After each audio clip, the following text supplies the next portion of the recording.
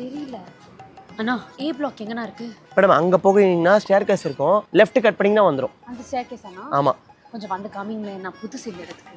Madam அங்க பாருங்க madam, அங்க தெரியுதா? அந்த ஸ்டேர்கேஸ்ல இருந்து லெஃப்ட் எடுத்து உள்ள போங்க. உள்ள போனோனே வந்துரும். ஓகே, போனோனே வந்துரும். போனோனே வந்துரும். Okay, thanks. Madam madam madam அங்க போனோம். இங்க என்ன போறீங்க? மழை பெய்யற மாதிரி இருக்கு. சரி நனைஞ்சிட்டே போவேன், அப்புறமா வந்துக்கிறேனா. இங்க பைத்தியக்காரன்னு எழுதிருக்கா?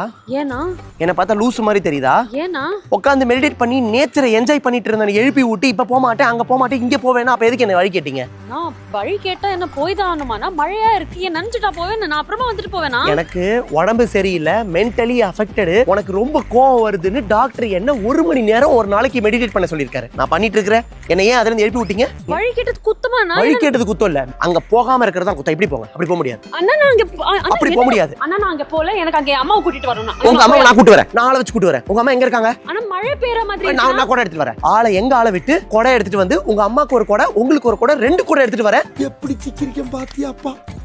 ஆனா நீங்க இந்த பக்கம் தான் போணும், அந்த பக்கம் போக முடியாது. அண்ணா நான் அந்த பக்கம் போக மாட்டேனா? நான் விட மாட்டேன். என்னண்ணா பண்றீங்க? என்ன பண்றீங்க? எதுக்கு என்ன எழுப்பினீங்க மேடம்? என்ன பார்த்தா அப்படி தெரியுது உங்களுக்கு? பைத்தியக்கார மாதிரி தெரியுதா?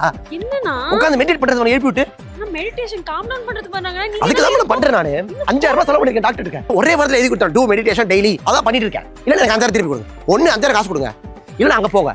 யாரை கூப்பிடணும்னு சொல்லுங்க, அவங்களை கூட்டி வரேன். அவங்க